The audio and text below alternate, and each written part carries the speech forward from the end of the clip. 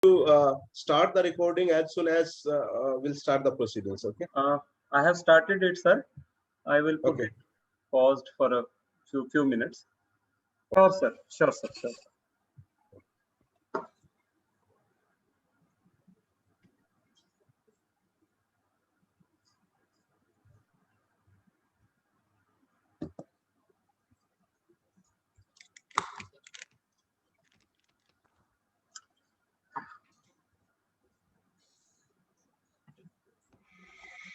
I request the Honorable Vice Chancellor to kindly allow me to start the proceeding, please. Yeah, but please go ahead. Please go ahead. Thank you so much, sir.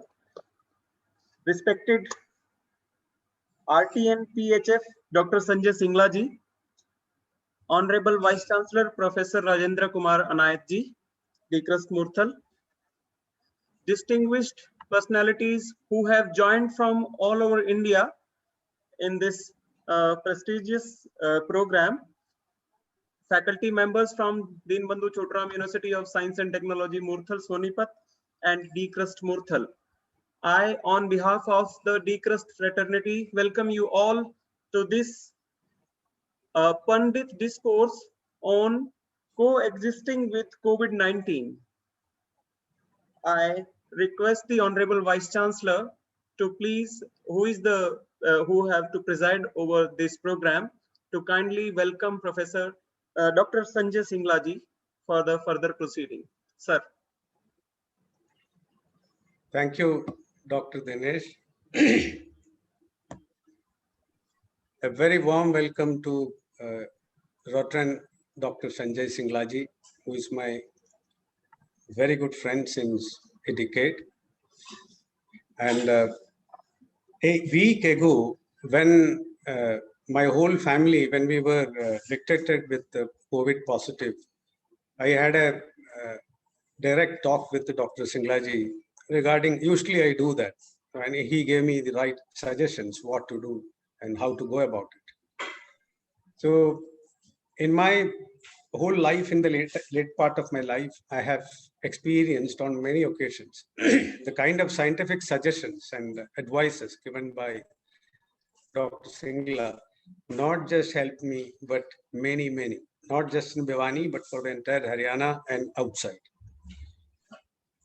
So I requested him, like, Dr. Sir, what we should do now? Situation is very critical now. Things are going in a very bad shape. So what we should do? So he suggested me, since this is what we can do, let us try to burst the myths, what people have in their mind. Because the biggest issue what we faced was taking treatment through Google, asking unqualified people, and taking all unwanted suggestions, discussions. And many a time we all landed up in a soup, let me say, real soup. That's what happened. So I felt this is the right time and need of the hour that a real scientist should come and talk about what this disease is and what are the reasons and how we should scientifically approach it, number one. And a year ago, we were talking about the pre-COVID era, COVID era, post-COVID era. Now it is still continuing and going on. We don't know how long it will take. Dr. Singla will guide us. That's a different thing. So my sincere thanks to you from the bottom of my heart as the head of this DISCOURSE University family for accepting our invitation, that too on a working day, and giving your precious time from 4 o'clock onwards. It's a very busy surgeon. Normally, this is the time he goes to his surgery room, which I know, theater. So that's the time he left and he decided to spend time with us. So my very, very sincere regards to you, Dr. Saab. And Dr. Sanjay Singla, he is a MBBS and MS graduate from the prestigious Government Medical College of Patiala in 1991. He awarded many, and he is an honorary fellow of the Indian Association of Gastro Endo Surgeons, and also he passed the fellowship exam of FACRSI. He was awarded travel fellowship to NHS Birmingham, England. He is a ATLS instructor with the American College of Surgeons and regular faculty at JPN Apex Trauma Center in AIIMS, New Delhi. He's also regular faculty for FACRSI for the past 6 years from now.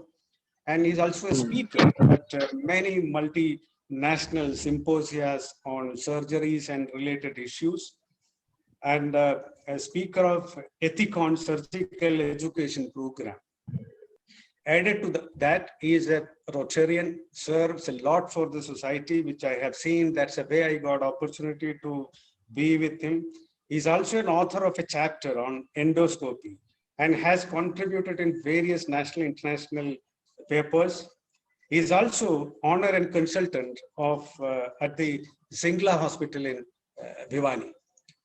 This is a small, short intro about Dr. Saab. And now I don't want to take much of his time because let us directly hear from the lion's mouth. Thank you so much, Dr. Saab. And please, now the dais is yours. Welcome. My thanks to Honorable VC, Murtal University, Professor Anath, and all the faculty members, the working staff, the clerical staff of the university, those who are handling this webinar, and my own hospital workers, my fellow and my patients, my family, my relatives, whosoever has supported us in this pandemic. I'm really grateful they have worked together and tried to beat this pandemic. When Professor told me to address few of his university colleagues and university staff how to handle the situation, we just thought, why not to have a proper small webinar sort of a thing, so that we can also learn from each other how we should handle this situation. With these few words and my thanks to the VC and the staff of the university, with the permission of Honorable Vice Chancellor, I would like to start my small discussion on how to handle this situation. Professor. Thank you, sir. Please go ahead.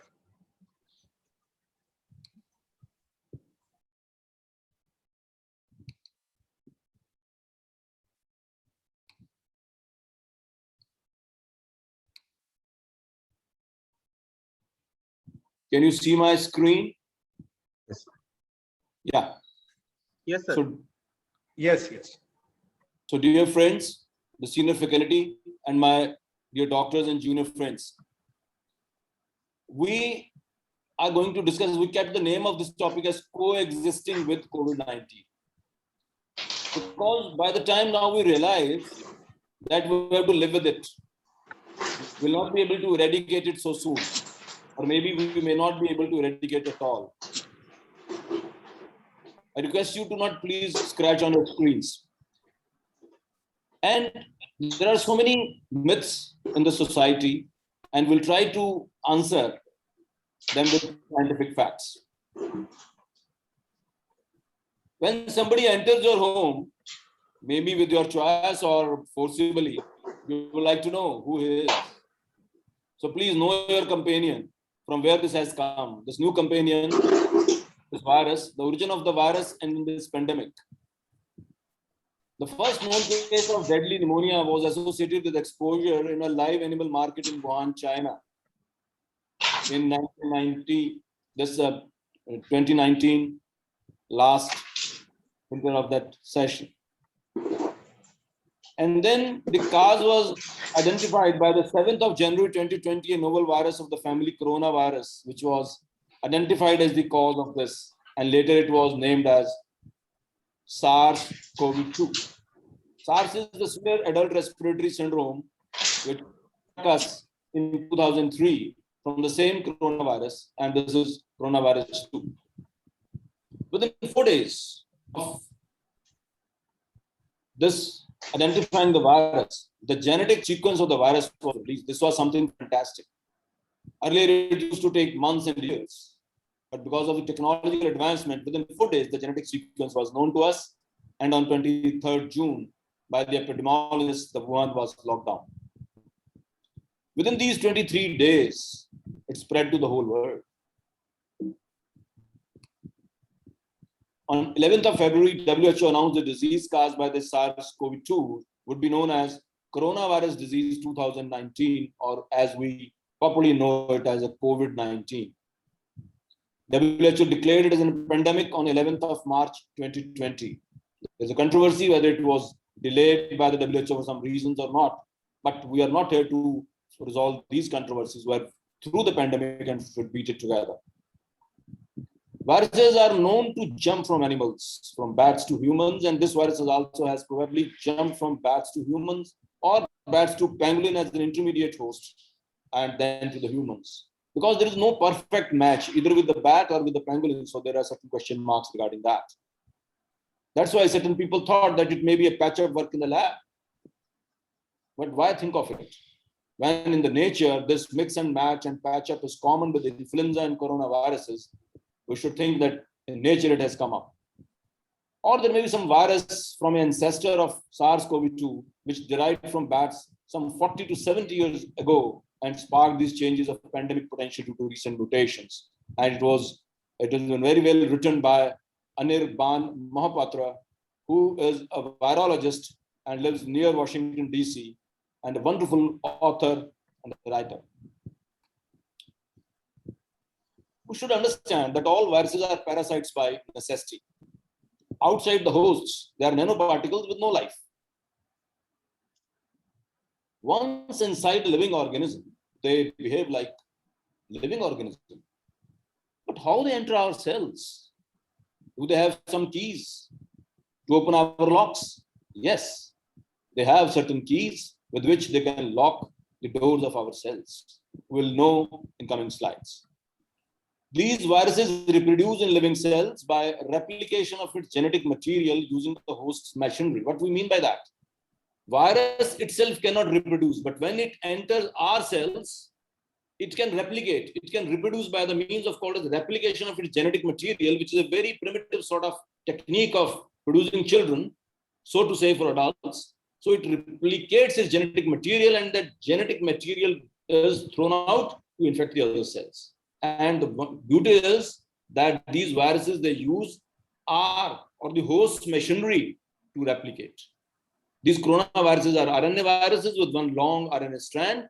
And in our cells, they use their own RNA copier enzyme. As you go to the copier machine, to the photocopier machine, you put one paper inside and then you get a lot many papers get copied. The similar way, these viruses, they put one genetic material into our cells and then use our machinery. Means photostat ki machine bhi hamari hai, but they just put one copy into it, and then our machine of the photocopy makes multiple copies for the virus to replicate. So this is how these viruses are so smart. They use our system to replicate their genetic material. Then those copies leave our cell and infect the other cells. So now you can understand like this, that somebody comes with his material to our photocopy machine, uses our photocopy machine to make so many photocopies, and then those photocopies further infect our cells. And in the process, what these viruses they do? They bring their own copier enzyme with them, but use our photocopy machine to do that. So during that process, there are a lot of errors. When they copy, there are a lot of errors. When you also photocopy some papers, they come little black or some proper, and those blacks you just waste. So those errored copies are actually mutations. Mutations are very high in RNA viruses, like you see in this virus also. They have multiple variants have been come, like UK variant, Brazilian, the GK Indian variant. So many variants are there because of mutation. These viruses are not new to the human being. Even the coronavirus is not. This is not the first coronavirus. This is the 7th coronavirus which has infected the human beings. The earlier one named as OC43, 229E, etc. They cause almost 90% of these viruses. They cause common flu, and if we go for detecting antibodies against them, we will find them in our body. In 2003 came the SARS, followed by HQA1 and L63. Then in 2012 emerged MERS. MERS is a Middle East respiratory syndrome which originated in Saudi Arabia. Scientists who study the coronaviruses, they had warned us. But unfortunately, after the SARS epidemic, we just moved on. We didn't heed to their voice that these viruses, they can further jump and can get another epidemics. And similarly now also, after this SARS-CoV-2 pandemic will be over, there are many viruses already present in the animals who have potential to jump to the human beings. And because the problem is all these are respiratory viruses, because other things we can control, like suppose there is some vector like water, some good bad food or insects, you can kill them. And there is you can change the water, you can change the food, you can change the material or the cook. But what is the problem here? You have to breathe the same air. You cannot change the air. And breathing is not a choice, it's an obligation. You have to breathe to live. That's why the respiratory viruses, they have the potential for the pandemic. To infect a human being, the virus first is entered to the human body, then it evades our immune system and latch on to a matching cell. Like a virus, what is the virus? Viruses, you can think like a virus is moving with a key in his hand, on your hand or its hand, finding out a lock in the vicinity where its key can go inside, can open that lock and go into the house.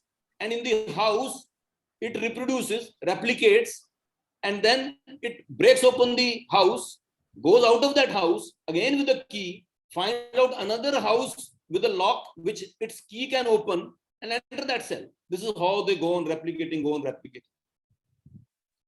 But the thing is, important thing is, the virus cannot move. But the people they infect, they move. That's why it is what we are basically giving wings, who have given the wings to the virus. From Wuhan, how the virus came to Bhiwani. From Wuhan, how the virus went to the islands. From the people, we brought it from there. Because now the movement is so high that within weeks, it spread to the whole world. So ultimately, it's the behavior of people which causes spread of the virus. And how this virus infects you. Then from our own, it infects our respiratory system. Then air droplets and aerosols from nasal and oral secretions. And they are inhaled by somebody. Or we throw these secretions onto some object. And then from that object, somebody touches his hand and then he touches his nose and mouth. From that object, the virus goes to the another body. So surface contamination by those secretions. Though this route is not that very common, the commonest route is by the air droplets and the aerosols.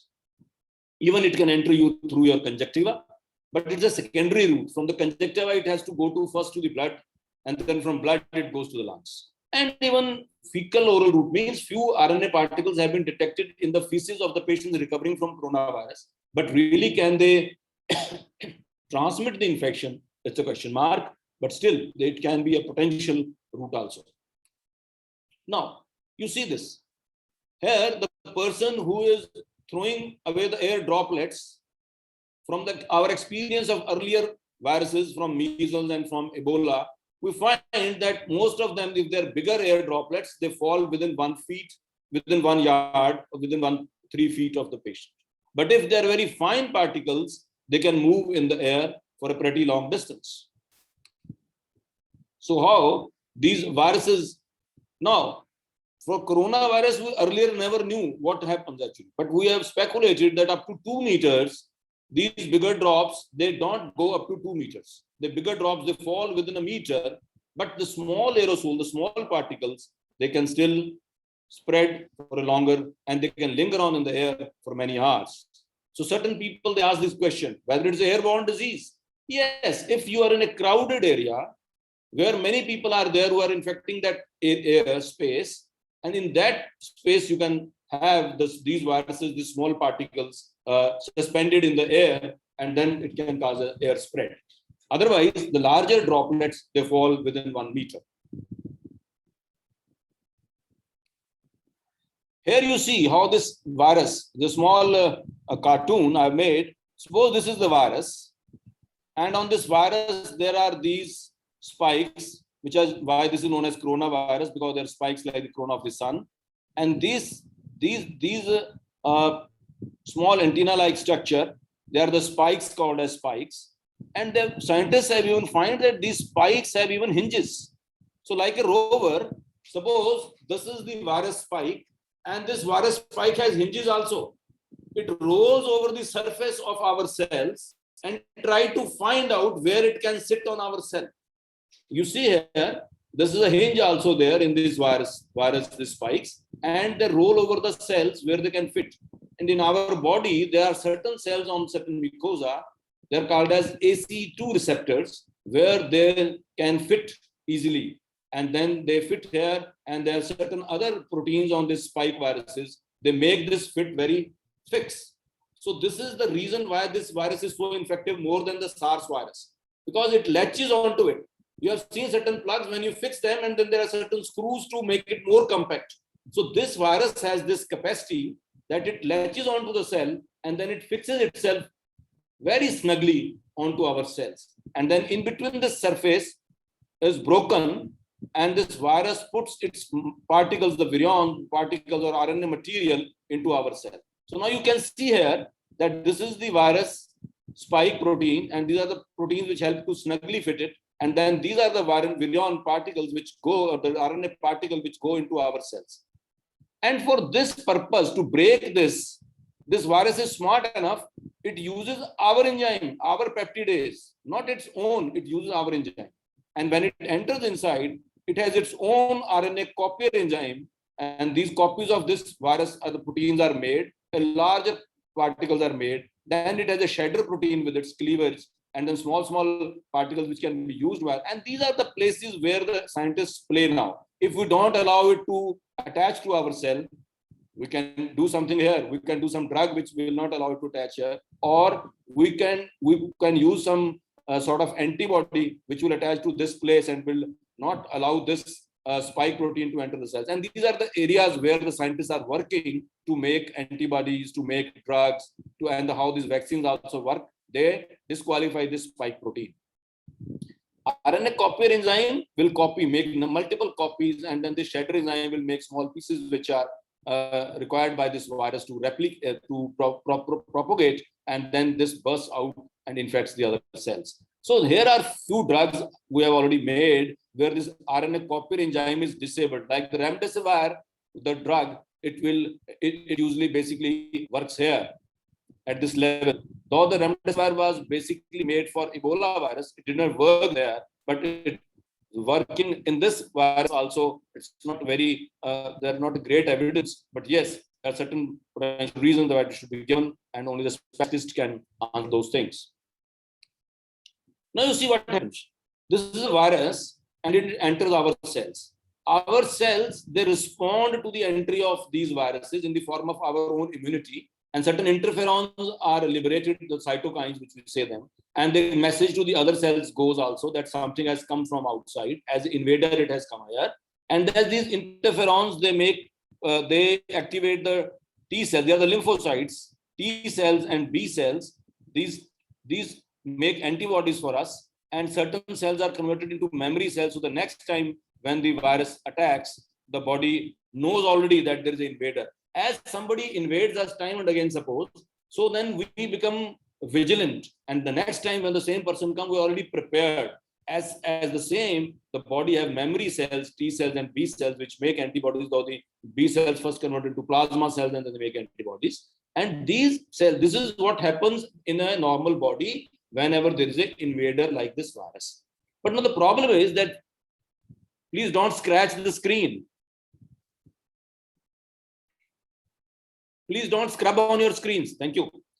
Then this virus, when it enters the cells, this virus has the capacity to block our interferons so that our cells are not able to clear this virus. And that's how this virus infects us. And this is a picture I've taken from a book, that this virus is in the form of droplets. This enters our lungs, and from the lungs to the blood circulation. And then there's a dysregulation, means our body's immune system gets dysregulated. It's not in accordance with what it should happen. and this then virus may attack the capillary vessels also, and certain cytokines which are, because of the dead virus, the RNA material, and because of our own cells, they try to kill that virus. So against that, there are massive release of cytokines. And when there is massive release of cytokines, we get severely sick. And what happens actually, these are the lungs. At the end level, we have this tube which takes air inside, and this tube divides into two, then goes to the lungs. And there are sacs present in these lungs like this. At the level of the sac, the membrane is so thin that the oxygen which is present, gases which are present inside the sac, they go out and they enter our blood vessel. So there is an interface between the sac and the blood vessel. The oxygen from this goes into our blood vessels, and from the blood vessel is taken to our body. At this level, it is a very thin membrane. So there is exchange of gases happen at its level, at the level of the air sacs. Now what happens? When this disease happens, there is a lot of edema. This membrane, which is very, very thin, a micron membrane, there is a lot of edema. Instead of this thin, it becomes like this thick. When it is this thick, there is no exchange of gases. When there is no exchange of gases, we feel shortness of breath, we feel hypoxic because there is no oxygen. So this is how it affects our body. And till the time that edema resolves, we need oxygen support. And to resolve that edema, we need anti-inflammatory drugs which increase this edema, which causes this edema. So this is how the crux. This is how in the next slide, I will tell you that how these things happen and how the scientists are able to resolve it. Now, when in the beginning, what happens? This virus enters our nose, our pharynx, our upper tract only. At that time, we have only a small dry cough, maybe little fever. But many people, when this virus progresses to the lungs, deep down into the lungs, they may have all sorts of symptoms, all sorts of problems, like in the form of, due to direct effect of the virus, we have fever, cough, and when the inflammation increases, you have shortness of breath, you have hypoxia, and when becomes it more critical that you need oxygen support, you become basically severely ill and critically ill when the things go out of our hand because of a lot of inflammation there, and then you need a lot of medicines to control that. So people can have fever, more than 80% of the patients, the dry cough, the fatigue, some expectoration production, shortness of breath, muscle and joint pain, sore throat, headache, chills, nausea, vomiting, nasal congestion, and diarrhea. It can affect any organ. The main organs affected are the lungs, the heart, kidneys, brain, intestine, blood vessels. When it goes to the blood vessel, it can go to any part of the body. The problem is all these organs who have ACE2 receptors, they can be affected this virus. Now, this is a very important slide where you can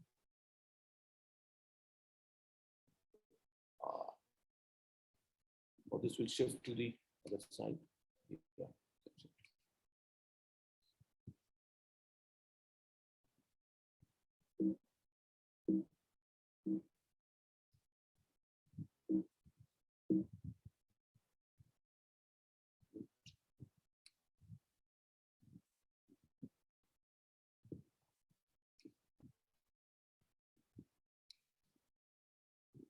Yeah, you can see this slide. This shows the incubation period, means when there is no symptom, but the virus is already into your body. The 4th day, this virus is replicating at a very high level. On this day, you get the symptoms, means already the virus is there for 5 days in your body when you get the first symptom. And the problem with this virus is it starts infecting others even before you become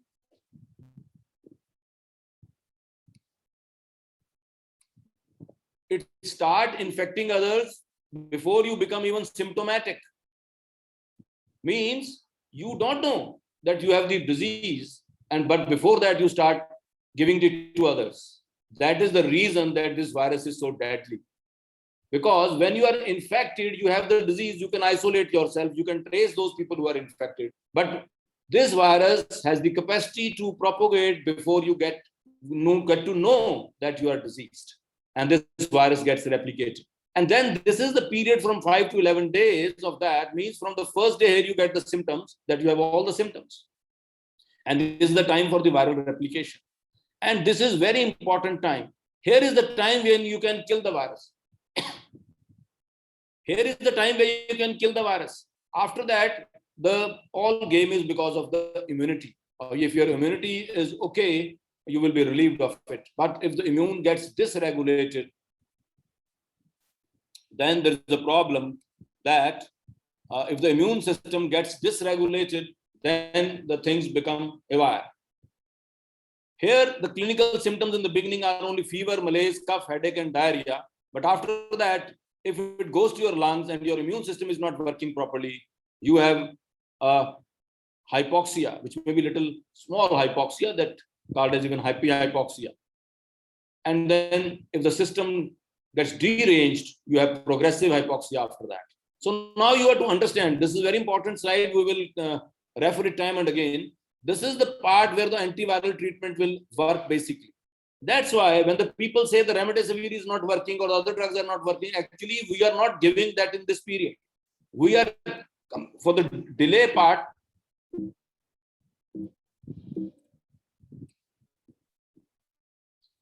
it gets,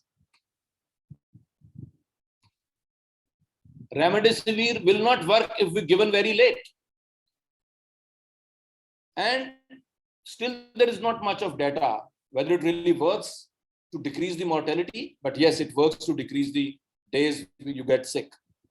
But that thing is to be decided by the specialist doctors. In this forum, we will not discuss it further, but we want to just tell you that this is the period when you can kill the virus.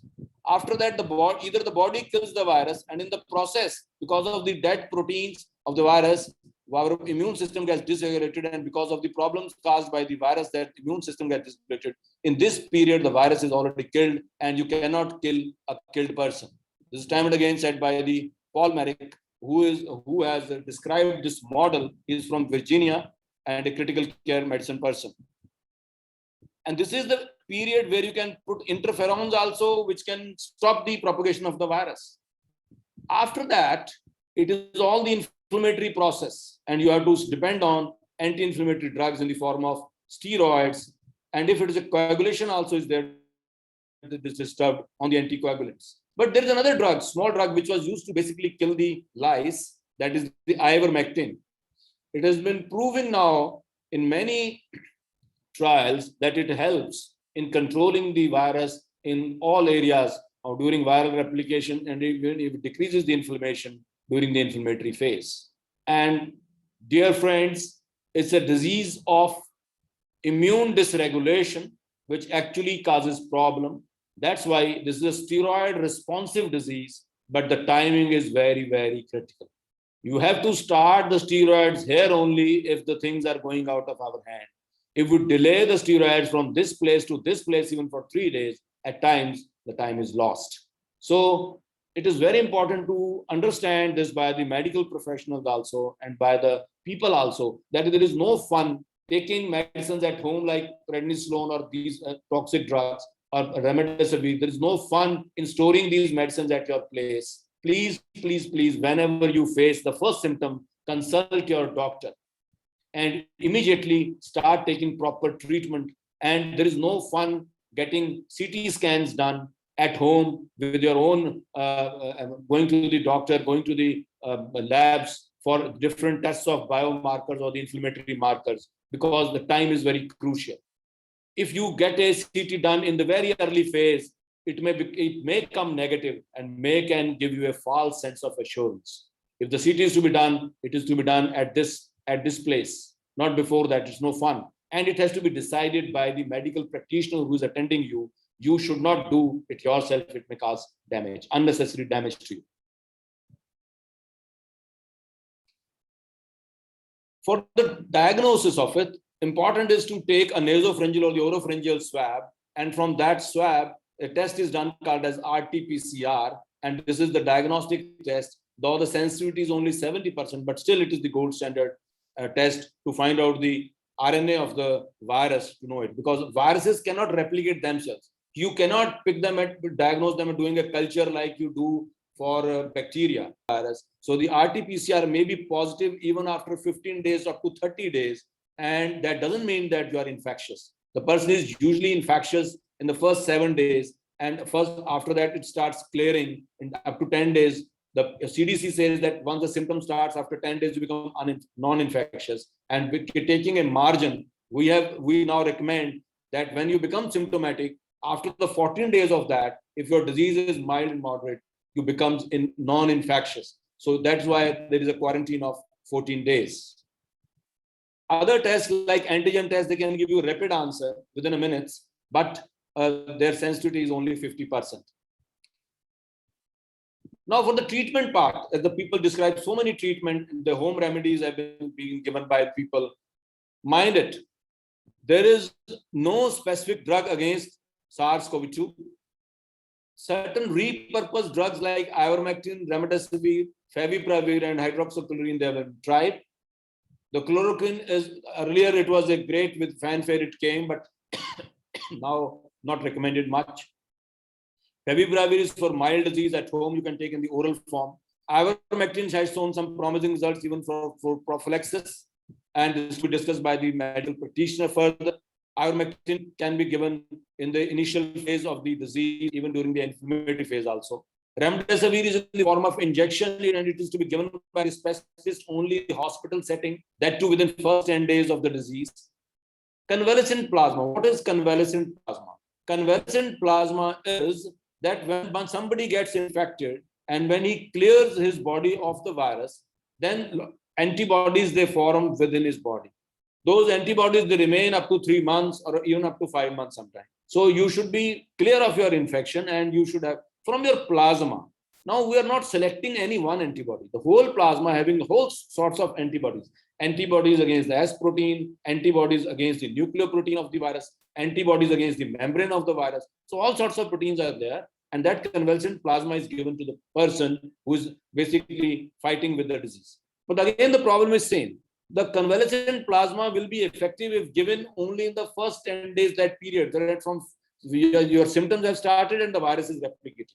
Once it is in the inflammatory phase, once the virus has been cleared by the body or is still propagating the body, but you are in the inflammatory phase, at that time, the convalescent plasma will not work. That's why we say that at times that convalescent plasma bhi diya tha, phir bhi nahi koi fayda hua, because that is not the timing to give the convalescent plasma. But the question is, $100 question is, how we know that a person will go into the inflammatory phase on the storm or not?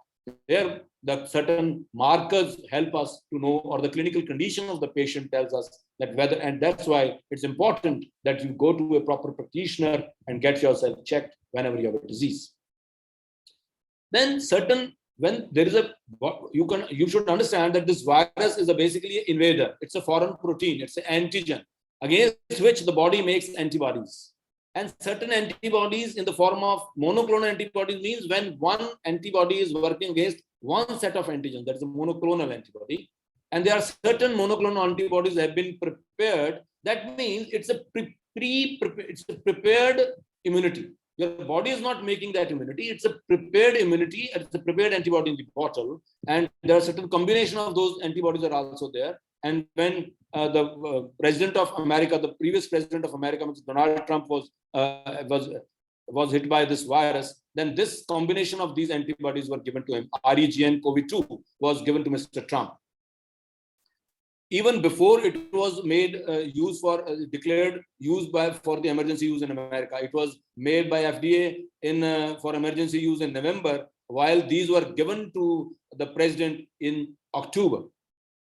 Drugs to combat, then there is no specific drug. Now, from the viral phase, the body is gone into the inflammatory phase. When the virus has been cleared by the body or the fighting with the virus, a lot of inflammation is there in the body.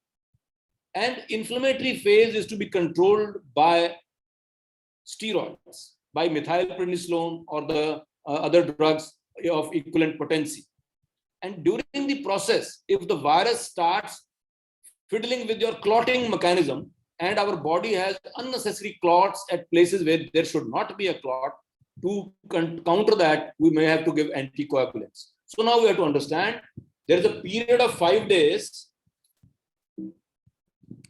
there is a period of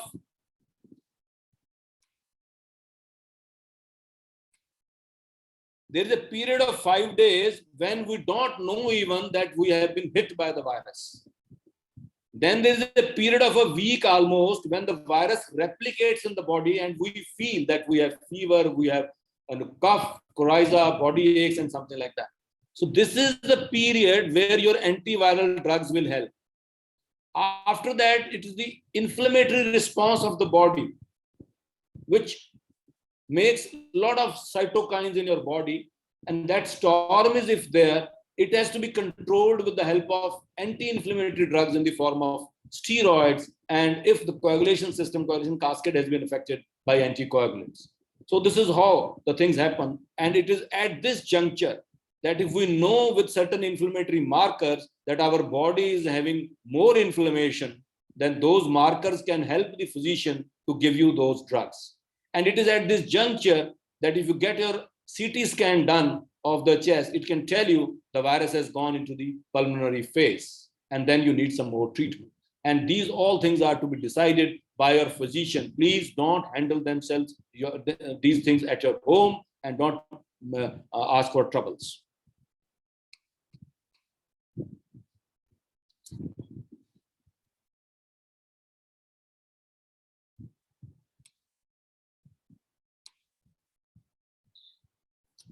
Now, in the meantime, you have to, suppose the body is in the inflammatory phase.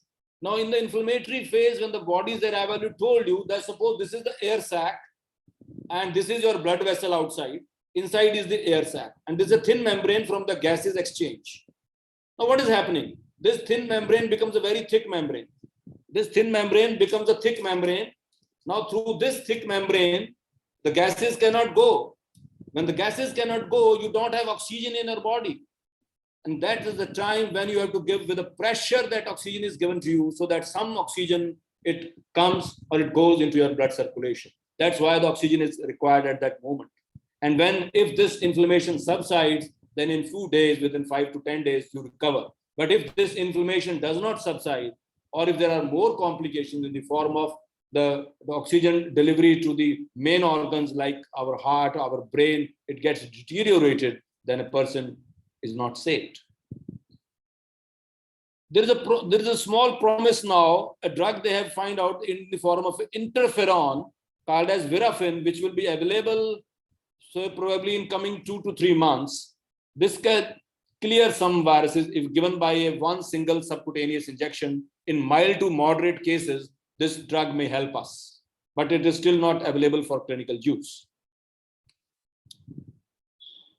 Time to time, our own All India Institute of Medical Sciences, it goes on updating the doctors as well as the public, and this is already on the public domain, that what to be done in mild disease, moderate disease, and severe disease. Mild diseases means when you don't have any compromise with your oxygen system.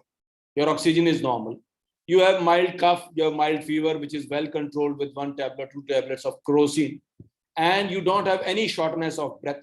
And if you monitor your oxygen saturation at home with the help of a pulse oximeter, it never goes below 95. That is what is mild disease. This mild disease you can treat at home with the help of a practitioner who can guide you how to handle it. You can take ivermectin for this mild disease that has been recommended, but the evidence is not very strong, but All India Institute, this protocol says you can take ivermectin for 2 to 5 days for those mild disease. After that mild disease is over, either you will be cured or you may go into a moderate disease. In a moderate disease means when your oxygen saturation starts falling below 94, means it comes up to 93%, and you feel shortness of breath, your respiratory rate increases, you are not comfortable, you are not able to work. That is the time when you should take the help of a medical practitioner and decide to take the oxygen support and other support, decide to go for the markers, decide to go for the HRCT. That is the time when your oxygen is 94% or below that, and you should find out whether, if required, can you get an oxygen support or a hospital bed. because there is a scarcity of hospital beds and oxygen this time in the country as a whole. So try to control your mild disease at home with the help of a practitioner or a doctor on a telephonic consultation.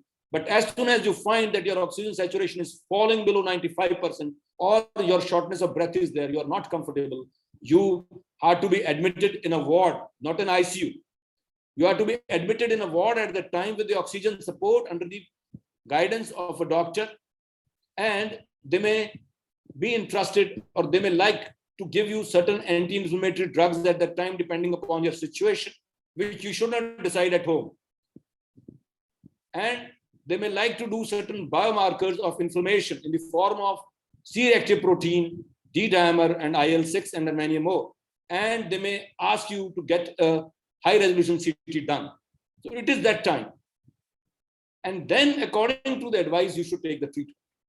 Either you will be cleared again within a week or 5 days, but if, unfortunately, the disease becomes to a level that you are critically sick, means your level of oxygen in the body as SpO2 goes below 90, and even with oxygen support, you are not good, then you need a ventilatory support, or if not ventilatory, not exactly the endotracheal tube every time, but on the ventilatory means you have to give oxygen by some pressure with the help of certain machines. And that time you need an ICU care. And in that, only 5% of people, they need ICU care basically. 80% of the people, they can be just helped at home. 15 to 20% people, they need certain type of admission in the hospital.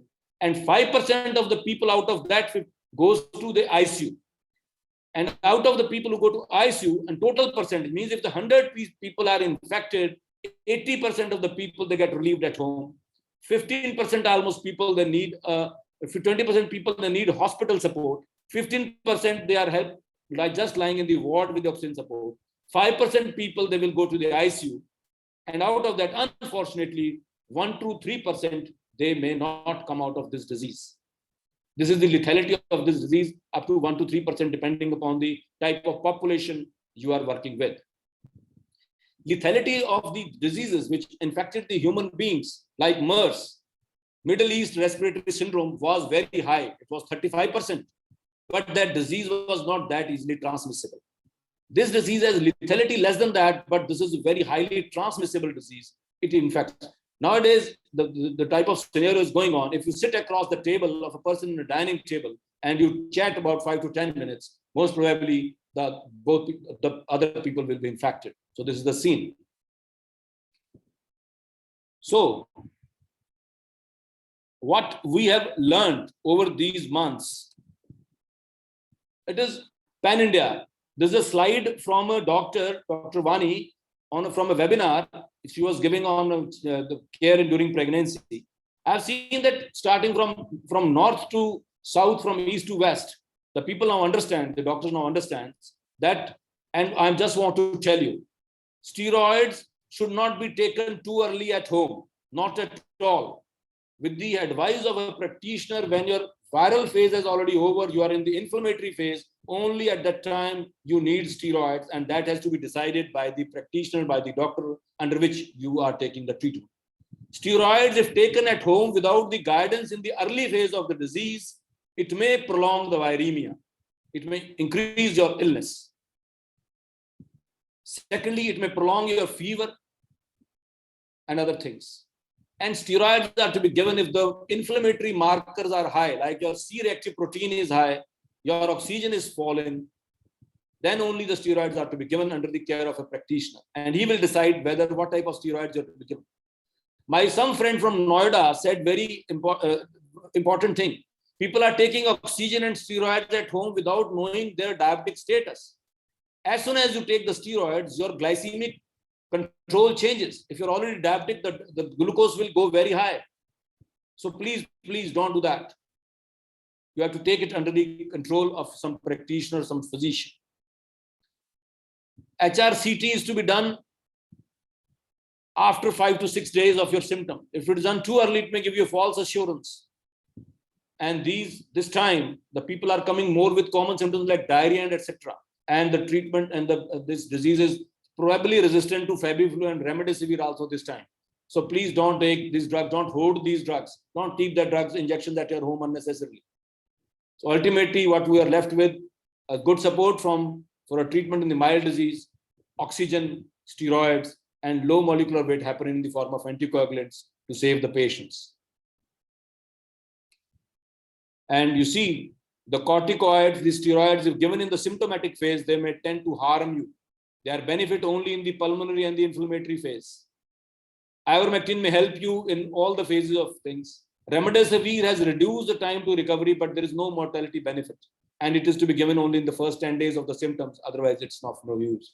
So don't just rush after this. You have to understand what drugs they help. And you have to take the help of your practitioner for that. A very important thing. When you are treating yourself for a mild disease at home and you have a pulse oximeter with you, please see this slide. You are to remove the nail polish, false nails. Make your hand warm. It should not be cold, because the cold hand will give you false reading. Rest for at least 5 minutes before taking your measurement of your oxygen saturation. Rest your hand on your chest at the heart level. Rest it here at your heart level. This is your hand. You should not be in a hurry to get the reading. Suppose this is your pulse oximeter. Okay, this is your pulse oximeter, and you have to put your finger like this in this pulse oximeter. Your nail should be without any paint. There should not be any false nail, and your hand should be warm. Put it here. Keep it near to the heart, and don't make it. Your hand should not be shaky, and don't jump that, oh, it is like this, because it is an instrument. It takes time. Let it become stable. Record the highest result, which has not changed for 5 seconds, and identify each reading carefully. Record it 3 times a day. And if you have low oxygen saturation below 95, 94%, you should start taking help. And below 93%, you should be in a ward where you can be supported with oxygen under the guidance of a practitioner. If your oxygen level is 92% or less, you should always take the help. You should not sit at home, because otherwise it becomes late. False alarming is possible if you are doing it with your shaky hands, your hands are cold, or any nail polish on your hands, because it takes the color of this blood from your nail beds. You can ask me any question regarding how to use this pulse oximeter. This is already on the public domain on my government. You can see this from net. You can download it, this picture, and you can keep it here for reference. This thing is already on the public domain. How to prevent this problem by All India Institute of Medical Sciences. It's a PDF you can download. And what is this concept of Alara? Alara means as low as reasonably achievable. We understand that we cannot make the risk of prevention or risk of this transmission zero anywhere. It's not possible, humanly not possible. This Alara word comes from the people who handle the radioactive substance. Means the transmission of the radioactive substances, as it is not absolutely zero, it's not possible. Similarly, we should be able to achieve low transmission as reasonably achievable, as low as possible. That is very important. And how to do that? The first and the foremost thing is social distancing. People, we are the factories of this virus, because this virus has once jumped from the animal, but now it is a human-to-human transmission. We are the factories of this virus. Like you see the chimneys of the factory, and from the chimney the smoke comes out. Similarly, from an infected person, when he speaks, when he laughs, the droplets from his nasopharyngeal and oral secretions, they come out.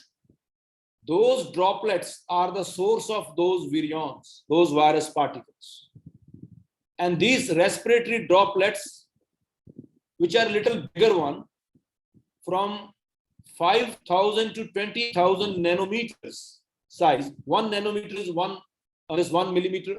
1 nanometer is 1/millionth of 1 millimeter. 1 nanometer is 1/millionth of a millimeter. So such a small thing. And when 5,000, 20,000 nanometer particle, they are the air droplets. They fall within 1 meter of the, when you throw out from your mouth. But the smaller particles, which are less than 5,000 nanometers, they can suspend in air for a long time. And in this Journal of Science journal, there is a concept of comparing aerosols to the smoke. Suppose there is a person who is smoking in a small room. The whole room is filled with the smell. The same person is smoking in an open air, in a park. Then you cannot find that smell. This is the same concept, but you can understand that as the smoke goes and with it goes its smell, that journal has compared the aerosols to the smoke. So those suspended small particles, they remain suspended in the air. When they remain suspended in the air, and if there is concentration is more, then you can inhale that in that air. That's why we say that don't go to the crowded places, and don't go to the crowded places without any mask. Because if they are suspended in the air and you are breathing them inside, you will be infected. So that is the concept. You can run in a park alone, or you can go for a walk in a park alone when there is nobody near about. Then probably the risk is very low. But if you are in a room standing with 3-4 people, the room is not ventilated. There, if one person is infected, then this virus is in the air. So that is the concept. The people ask whether it's airborne. Yes, it's a sort of airborne aerosol. Earlier, the WHO was also not ready to listen to that. But within a few months, the WHO also realized that it is airborne in the sense when if the concentration of the virions is excessive in the environment, it's airborne. Then social distancing alone is not enough. It works like one layer of protection. Like jab sardi hoti hai, what do? You put your banyan, you put your sweater, you put your shirt, then you have a jacket or an over gown also. They're one layer after the other. When you sit in a car, your car already has brakes, your car has disc brakes also. Still, you wear a seat belt, you have those airbags also. These are layers of protection because one layer cannot protect you 100%. The next important thing comes the face masks. Always in the crowds, when spread is excessive, like in a pandemic situation, when people cannot maintain the recommended distance, that means in a pandemic situation, everywhere, if you go out of your house, or if you have some cough and coryza, or if anybody comes in the house, which is not a usual resident of your house, you have to wear a mask. So that's why I've written, always wear a mask in this sort of pandemic situation. And we have written a small statutory warning should be there. Wearing a mask is a preventive health measure. It's not an ideological statement. The discomfort should be tolerated. People say that they are not comfortable with the mask. But dear friends, this is the time that discomfort should be tolerated. No one has died of wearing a proper mask. But millions are dying due to not wearing one. So please, please, please wear face masks. Your face mask can be N95. It can be a surgical mask or it can be a cloth mask. If you are using a cloth mask, the cloth should be thick enough with the counter. Like aapko jab aap restaurant mein, when you go to the restaurant, they serve you food, they give you some cloth to put on yourself so that you are accidentally, if something spills, your clothes are not spoiled. That thick cloth is required to make a face mask, and it should be 3 to 4 layers of the face mask at least. Or you can have a hybrid sort of face mask, cotton outside of thick fiber, then a linen inside or a silk inside, so that there is some electrostatic function also, and the viral particles are stay outside. So if you're in a hospital or if you're a health worker, then you probably need a better mask in the form of an N95 or a surgical mask. Now, if people have been recommending double masks so that the mask should fit properly onto your face. I just tell you how the masks they work. You should wash your hands. You should wash your hands before you apply a mask. And then you should have a new, suppose I am using here an N95 mask, a new mask from your container. Try to put it like this. Take both the strings up. Apply it properly. Have this nose clip. You have to clench it. And then you are to apply it like this. It should be snugly fitting to your face, and you should have a proper contour. It should be fit onto your face. There should not be any leak. If there is any leak and you are going to a highly crowded place, you can have another mask over it, a simple surgical mask to cover it. So that is the way you should apply a proper mask. Even a cloth mask you can do same way, you can apply it properly. Then it works. Otherwise, there's a leak.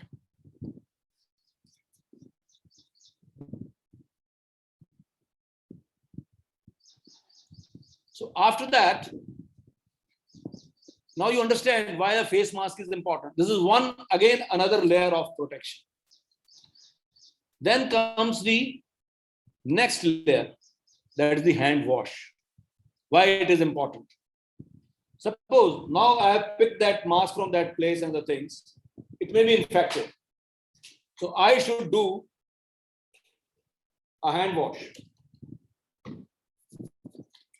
How to do that? You have to apply it on every surface, like this, on the backside of the other hand. You have to scrub the thumb. You have to apply it everywhere on the hand, like this. This is how you do a hand wash. And this I am used here as alcohol solution because there was no visible dirt on it. I can use alcohol solution. But if there is any visible dirt on your hands, better to use a soap water solution for 20 seconds with a good froth. And with the good froth, you should wash every area. And then with the running water, you should wash it. That is the way you should wash your hands. Duration should be not less than 20 seconds of the bubbles of the soap. They should touch your hand for 20 seconds at least. This is how you hand your wash your hands. And with alcohol, the problem is that there is some drying. Then you have to apply some emollients over that. So better use soap and water wherever it is available. Where the soap and water is not available, or you are in a setup where there is no visible dirt on your hands, you can use alcohol based, at least 70% alcohol should be there. Now, what are the measures to contain the spread in the community, which is the need of the hour? Masks, social distancing, hand wash, and cough etiquettes. So-called COVID appropriate behavior. If you are not following COVID appropriate behavior, you will be termed as COVID idiots. This is a new term on the Instagram, that if you are not behaving in a COVID appropriate manner, then probably you are a COVID idiot. And this is the most important thing that our government, our people, we ourselves, we should behave in a COVID appropriate behavior. In last 1 year, what we have not been able to do is, we have not been able to make the people understand the importance of mask. We have not been able to make the people apply masks by their own will, and we have not been able to do a forcible execution of these orders that everybody should have a mask. Otherwise, probably this second wave would have been delayed or of much less intensity. As soon as one feels a symptom, it becomes his duty or her duty to isolate herself, even in the family, and get a RT-PCR done. Or for the contacts, a rapid antigen to be done. Supportive treatment at home and real isolation in the home.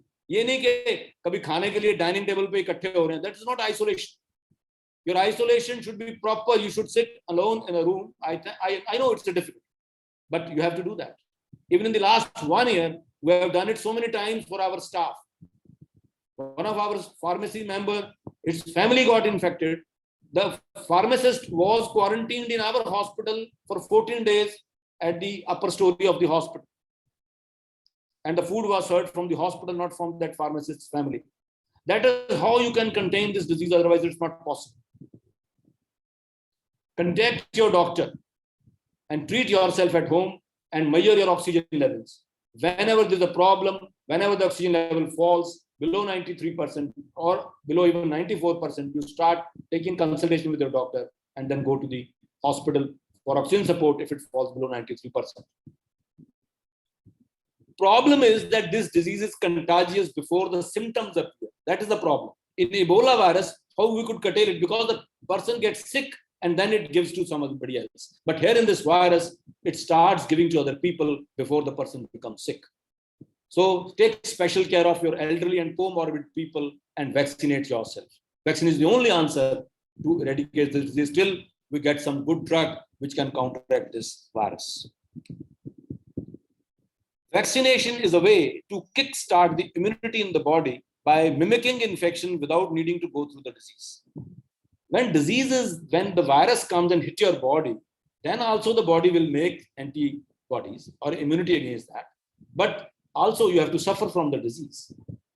But the vaccine, what it does, it kickstarts your immunity. It gives the stimulus to your body to make antibodies or the T cells against that virus, but you need not to undergo the disease. Here I am again referring to that cartoon. Virus enters your body, and in the body, the interferons, they want to clear this virus. And in the process, the T cells are activated, B cells are activated, and you get an adaptive immunity, and certain memory cells are also created. In vaccine also, we do the same. What we do is that we take this virus, either whole as a dead virus, or we take one protein of this virus from the spike protein, and we inject that into our cells in form of a good delivery system, the way the scientists they do. And in our cells, then an immune process, a challenge starts in the form of forming T cells and B cells, antibodies, as well as the memory cells. So both types of antibodies also help, as well as these lymphocytes they also help to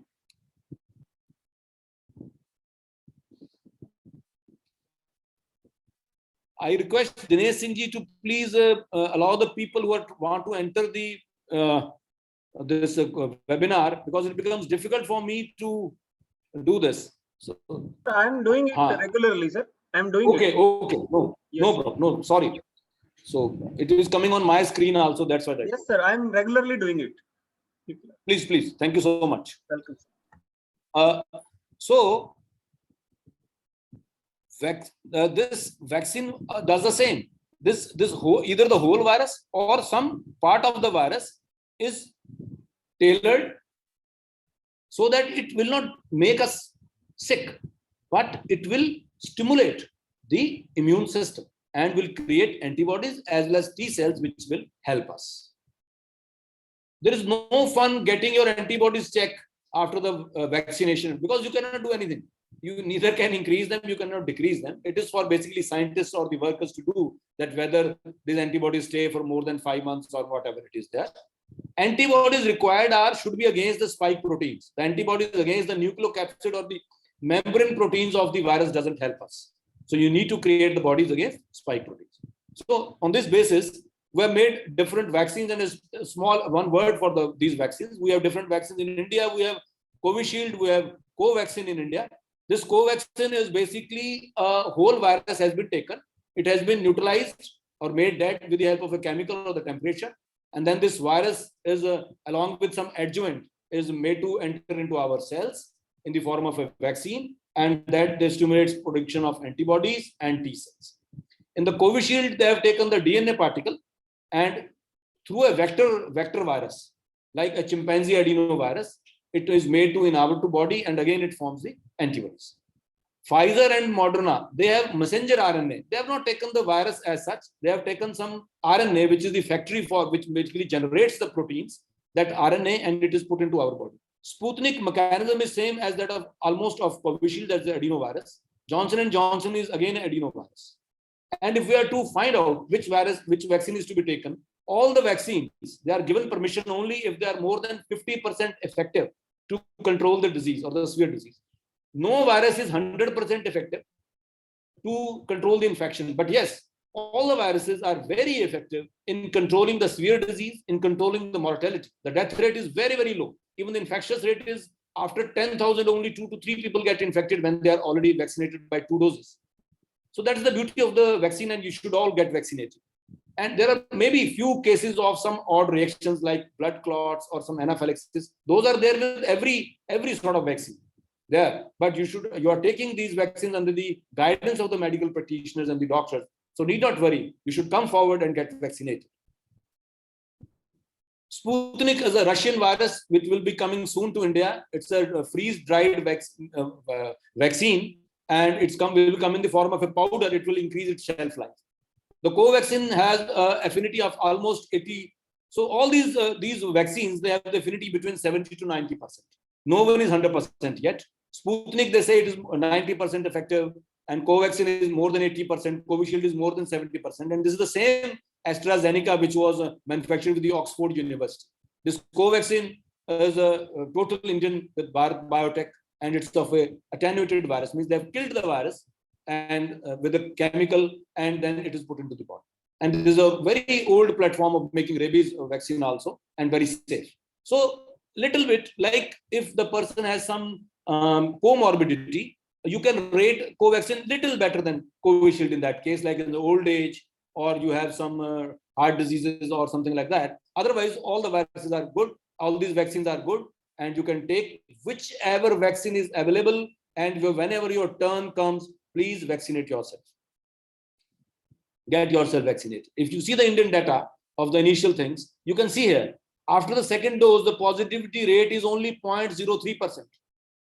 So low, means after 10,000 people, only 3 people are infected. So this is the data which has been updated by ICMR on 21st of April 2021.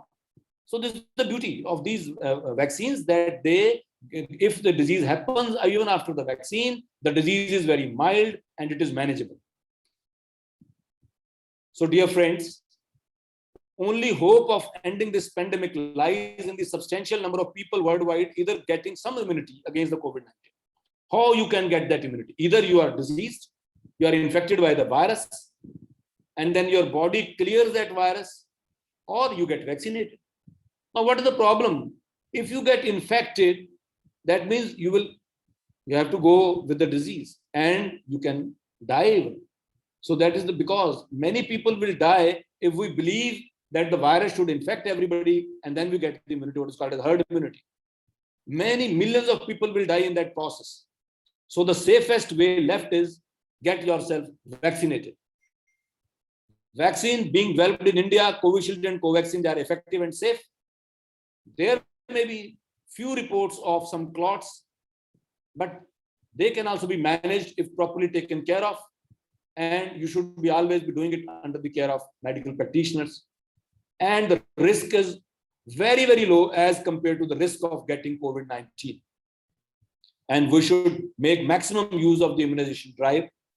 Yes, you can have mild headache, you can have mild fever for 1 or 2 days, you can have pain at the injection site. These are common things. They show that the inflammation is happening, the vaccine is basically working for it. What we say as second wave, third wave, they are basically the problems of the human behavior, maybe the solo behavior, maybe the personal behavior, maybe behavior at the level of community, political, or the social leadership, that these waves come. When we don't listen about the face mask, social distancing, hand washing, taking care of ourselves, people are not, even in the initial phase, the people were so afraid that they didn't come for vaccination. Even the vaccination among the doctors was low in few areas. Please, please, please get yourself vaccinated. Yes, virus may mutate. It is not under your control. But whatever is under our control, we should do that. We should behave in a COVID appropriate manner. Now the question of future, how this pandemic will end.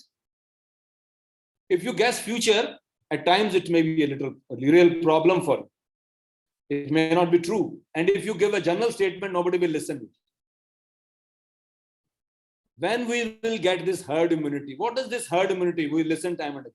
To get herd immunity, more than half, almost 2/3 of the population either should get infected or should get vaccinated. Then the herd immunity will come. With India, global is okay. If we talk only of India, you can imagine our population, more than 130 crore people. If you start giving them vaccination, even if it will take 1 year, if all are get infected, you know how many people will die. So the only way is both. The people who are getting infected, we should treat them, and we should vaccinate at the maximum speed possible. So immunization has to come by vaccination. But again, there will be a threat. The newborn children, they will be born without any immunity. No vaccination, no disease. So there will never be a population which will go for a herd immunity actually. You can decrease the spread with social measures. So the only way is vaccine. Sweden is a country where they tried this herd immunity model by they allowed everybody to get infected in the beginning. But after 1 year, they know how the fatalities were there and they have to change their model. So no one model will work. We have to treat those people who are getting infected. We have to follow all the social measures. We have to behave in a COVID appropriate manner, and we should vaccinate our population. Then only we can think of that this pandemic will end. Of course, it will end. Extreme step of decreasing this chain, breaking this chain is lockdown. But you understand, lockdown is the extreme step.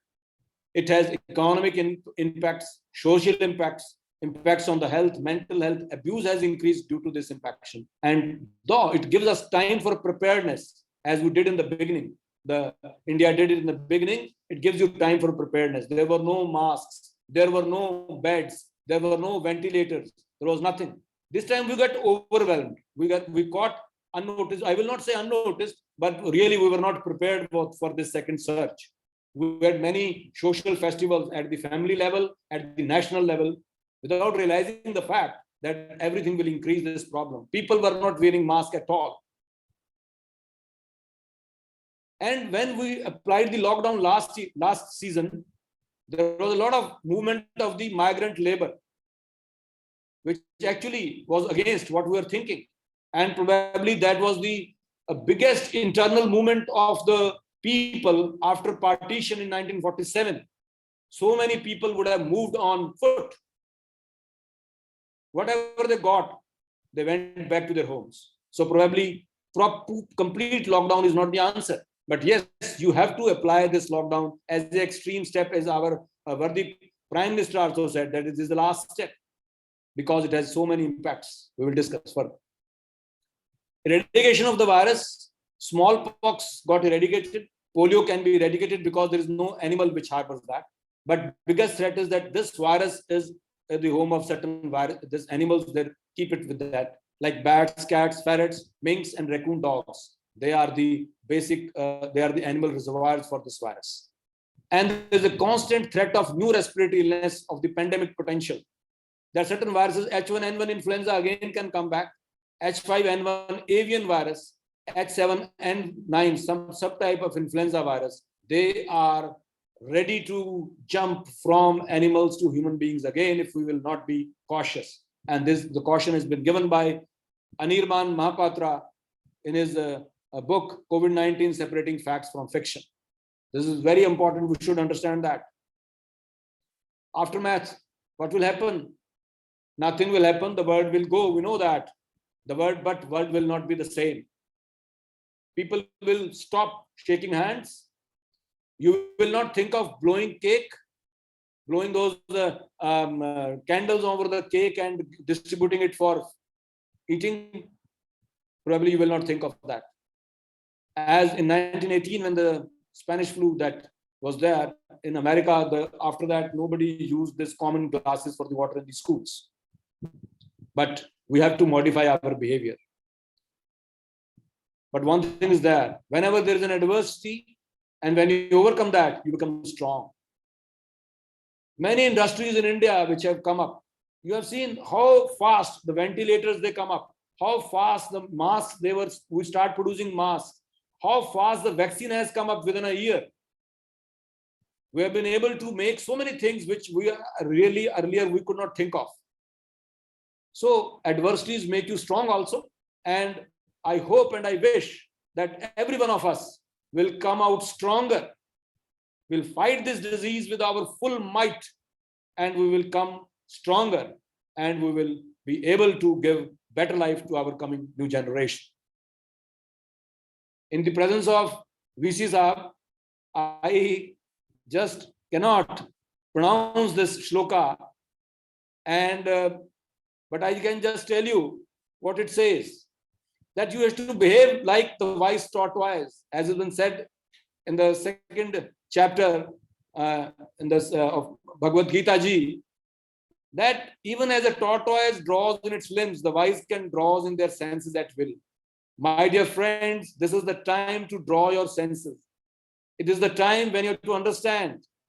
It is the time when you have to draw your every emotions, which are bubbling in your this mind, and stay at home. Stay at home, get vaccinated, be prepared. And whenever you go out, there's no place for any emotion.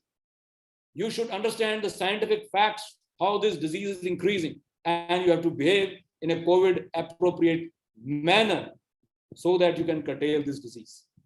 And we have requested VC Saab to give his advice, and he has promised to do something great on some session on how the Bhagavad Gita has taught us to keep our balanced state of mind to help people.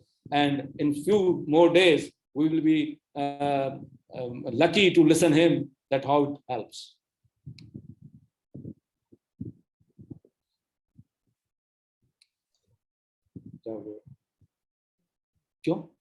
Thank you very much, sir.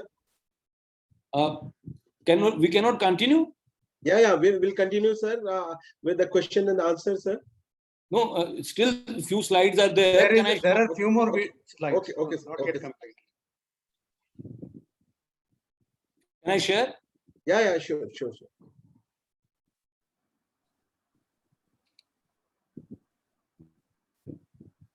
Signing to Mando.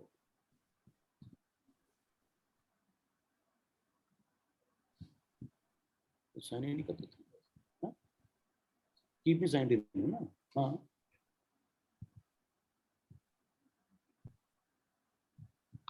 Okay. Share screen आएगा. Yeah. Sorry for the glitch. How we adapted during this COVID times, how we have make ourselves ready to coexist with this COVID-19. I will give just example of my hospital. Everybody have done that in last 1 year, and we have to exist with this disease. This is not going anywhere. You have to change your hardware and software. Means you have to change your brain, not brain, but your mind. You have to find out how to live with it in your own ways, where you are working. As we don't operate in a COVID positive case in a non-COVID facility, you will also not doing the same work everywhere. Protect yourself and your team. As in we have made the people that get the patients in and out of the hospital as early as possible. You just also try that people don't gather outside your office. They should be addressed very early, very soon, so that there is no gathering anywhere unnecessarily. Ensure that patient understand the risk of surgery. Similarly, you should make understand the students that if they are to come to the learning, they have to behave in a COVID appropriate manner, otherwise there will be a risk. You have to understand your students, your faculty, the same thing. Be hyper vigilant. Don't be afraid if you have to cancel few surgical cases or if you have to cancel few classes. But you have to ensure safety. And this is for everybody. We have to do that. This is how we have changed the OPD design. People are sitting wide apart and they're facing walls instead of facing each other. This we did in May 2020. Now, you see, everybody is in masks, isolation gowns, gloves, and shields. Earlier, we never used to sit like this in OPD. Similarly, you have to do that change. The bank people have to change themselves. They have to have beer gloves. They have to have masks. They have to have shields. Similarly, people whosoever has a public dealing has to behave in an appropriate manner. A surgeon doing the work with a shield, total shield here, it causes problem to me when I work like this because of the light which gets scattered when it touches the screen, this shield. But still, I have to work with it. I found out a device. Now I apply headlight. Instead of somebody showing me light here, I apply a headlight here so that it doesn't get scattered by the shield. So this is, you have to find out ways, everybody, because the God has made us like that we can make the changes the way we want to work. It's only the willpower. It is only, we have to change here. We have to change our mind. We decreased our paperwork, came to WhatsApp, and people, they were happy. The only problem while coming to WhatsApp that about 4.6% of the people, they didn't have the smartphone. Rest of the public had the smartphone. So the small problems will come and you will find another solution for that. Then the teaching. You are from the university, you know better than me. All the teaching is now being done on teleways. The webinars, the seminars are all on the webinars. And even the teaching classes are being done on that. Similarly, many people are working from home. And after this pandemic is over, probably many people will still work from home. As I also find that I do some workshops and we'll be doing the theoretical part of the workshop from home itself. We'll be doing only the social gathering, the social things, and practical work will be done only in the operation theaters. All theory will be taught to the people at home by doing teleways. Telehealth will stay, but people have to have access to the internet. There may be technology failure. Human touch will be lost. You have to provide certain ancillary services in the form of lab and other things by physical touch only. And similarly, teaching also, you'll have certain things which cannot be done without a human touch. But many things which can be done without a human touch, they can be done, they will be done on the net. Our limitation was 4.6% people didn't have smartphone. And public was also, the culture was not there. Even if certain people who will pay for that reimbursement, who will do? And some doctor asked for the money, a complaint was lodged. In the end, there was in the paper that how the doctor can ask money for a telephonic consultation. So we have to find out the ways for that, and these things will happen and we have to modify that. And wherever the surgery was not possible, we started giving conservative management. Similarly, where you cannot give a lecture face-to-face, you will have to deliver it on the internet. And this is, mind you, this is my OT dress nowadays. Very difficult to work. But slowly, in 1 year, we have become accustomed to that. And now this dress is what we wear in the operation theatre. Certain jugaad, Indian method of innovation, jugaad, was done by our anesthetist. He made some dummies so that it doesn't come in contact with the patient. The gases which are wasted from the patient, they are passed through this filter, and then that is connected to some tubes outside the operation theatre, and all these gases which are coming from the patient, they go on the roof, 5 feet away on the top of the roof. So these certain jugaads have to be done. Everybody is doing that because we have to live with this virus. Similarly, many jugaads, many innovations have to be done at every level, in every office, in every college, in every teaching area, in every business area, to make yourself viable enough to live with it. And if there's a free time, do something positive, as many people are doing these webinars, etc. Awareness programs to the public. Quality time. Your children don't bother about your CV. Abhi tak dosto ye samajh aa gaya hoga. Your children are not interested in your CV. They are interested how you take care of themselves. And spend time with them. Read good books and take care of others. And never find yourself into a hopeless situation. You may be helpless for some time, but we are not hopeless. I have said no to many people in these last few days because of there is no oxygen available. There are no beds available, but still I'm not hopeless. I may be helpless for some time. And what to do in the COVID times? There is the fear zone. In the beginning, we are fearful. Then we learn how to live with it. And then slowly, we are in a growth zone. We live in the present. We focus on the future. We thank and appreciate the work of others. We want to keep ourselves happy in a good emotional state. We look for a way to adapt to new changes, practically with the patience, with the relationship and creativity. I think of others to help, show them help. And there's a beautiful slide made by my colleague gynecologist, Dr. Bhiwani from Bombay. And I'm quoting her slide here for you.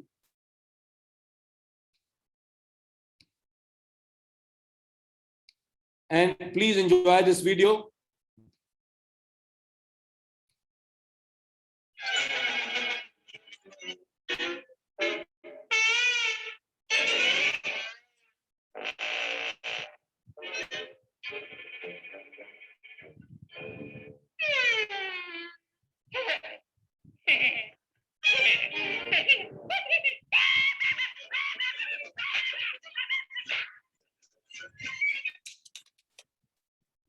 This video was put on Facebook by my younger colleague and a friend, Dr. Tushar Mehta. And I have basically मैंने चुराई है उसकी video and put it on in my slides to just show you that how beautifully it has been depicted that you should yourself get vaccinated. Thank you so much for giving me an opportunity to share my thoughts with you, that how we should tackle this and how we should learn to live with this, because it will not be eradicated. We will be able to curtail the pandemic, but we have to live with this virus for a few more years to come until God helps us. Thank you so much.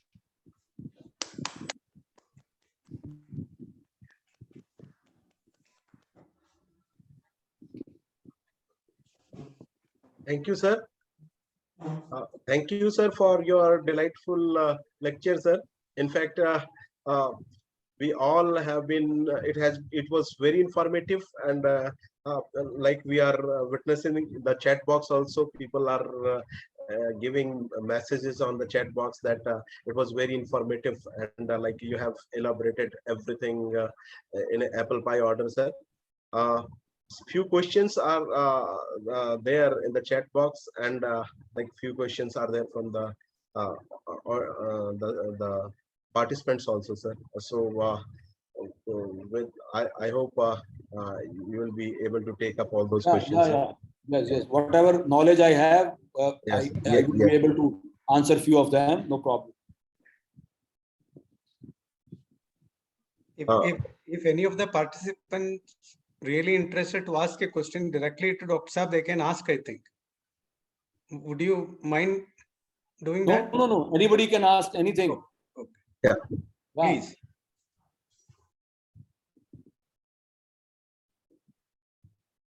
Sir, there is one common question, like there are certain BP patients, sugar patients. So will you advise them for vaccination? This is the common question which is coming across the chat box.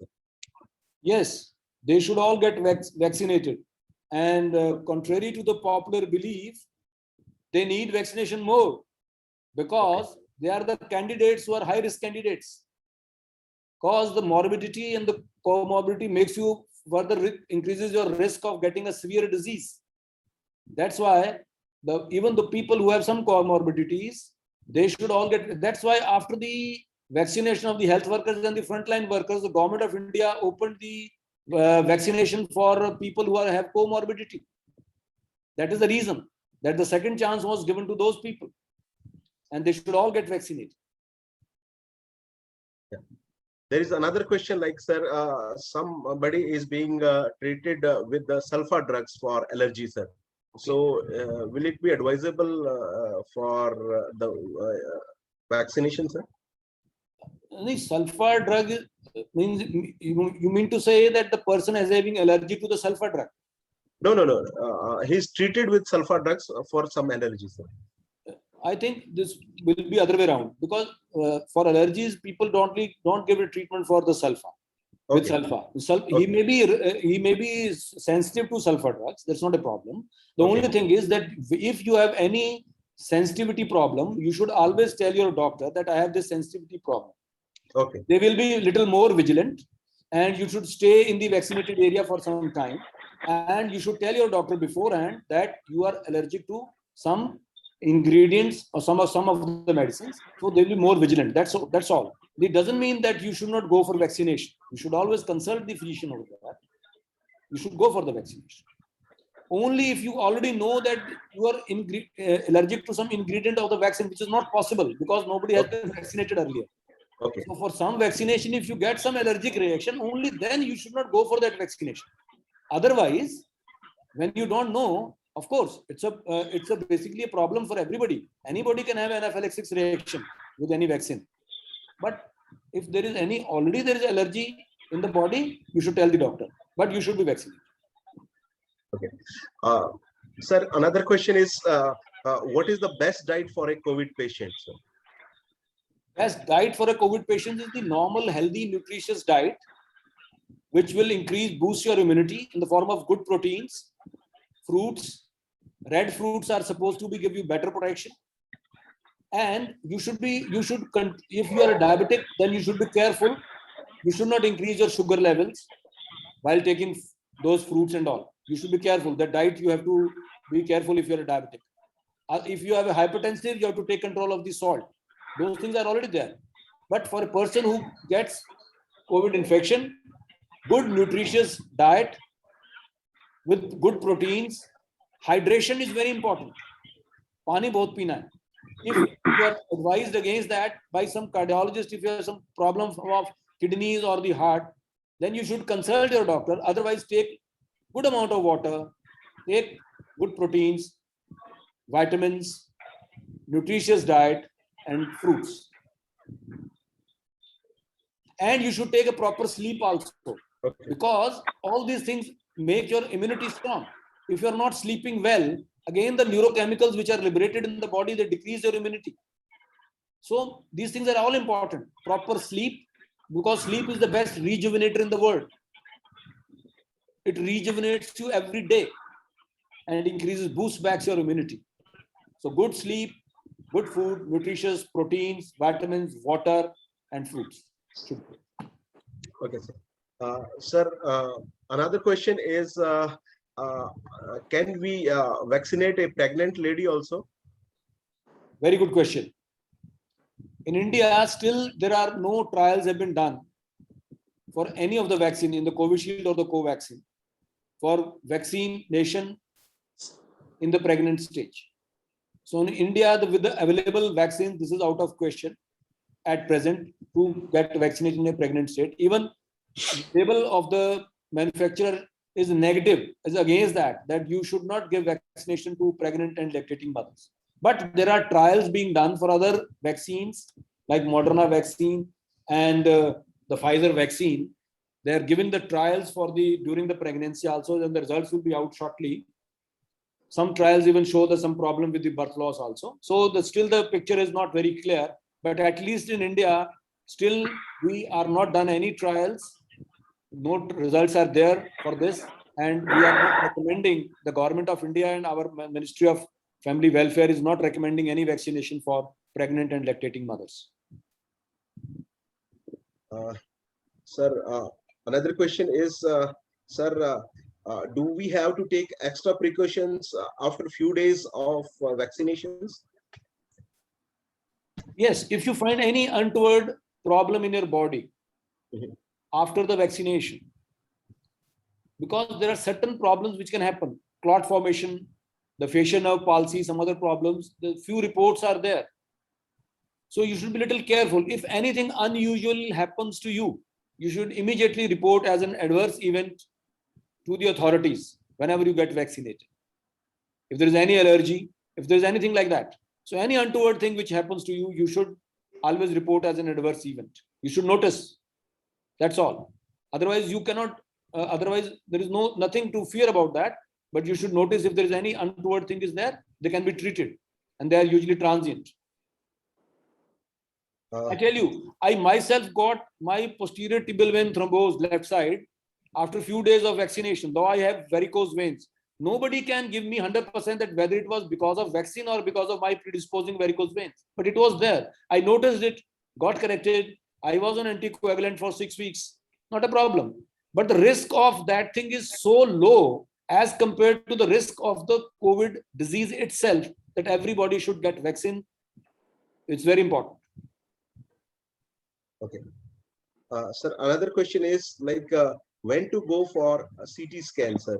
Like that's very important question. I think today only Dr. Guleria has also made it very clear, but people would like to hear from you, like when to go for CT scan, sir.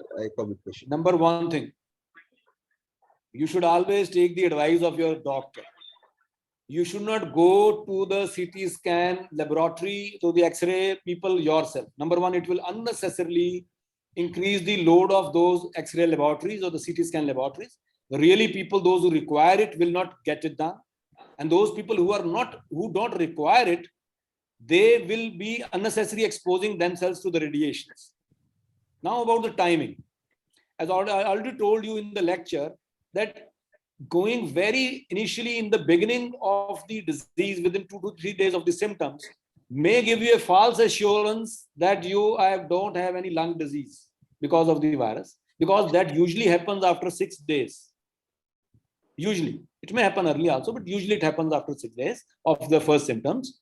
So if there is anything which you want to do RTP, this high resolution CT, it should be after 6 to 7 days it will be required. But never go without your doctor's advice, please.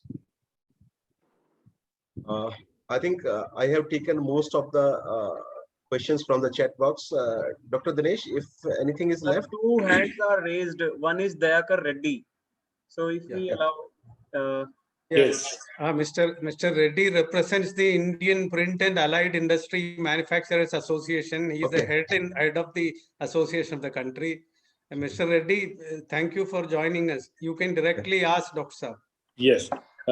Thank you, Rajendra Sahib. Thank you, VC Sahib, and the team of Murtal University. It was really, I should really appropriate the way Dr. Singla Sahib has explained. मतलब मेरे को मेरे बचपन याद आ गया, मतलब हमारे teacher जैसे एक्सप्लेन करते थे ऐसे एक्सप्लेन किया about COVID. So I have one question, Dr. Singla. Yes, my sister's family is affected about 10 days back. First, my brother-in-law is infected. After 2 days, is both sons. After 4th day is aunt. Then my sister has affected after 9th day. So I wanted to ask you, the transmission of this virus, since how long it can spread? Since how long it can spread in the family? Yeah, like how many days? How many days after their symptoms are affecting? How many days it can transmit? Okay. The CDC says, the American society who talk about these diseases, that the person is symptomatic. Once his symptoms they clear, after 3 days he should not be infectious. And by and large, when you have your first symptom, you should not be infectious after 10 days. And that is what is there in a common infection when you have a mild disease. But you have a moderate to severe disease, you may remain infected for a pretty long time. When you are in the hospital, you can infect people there only.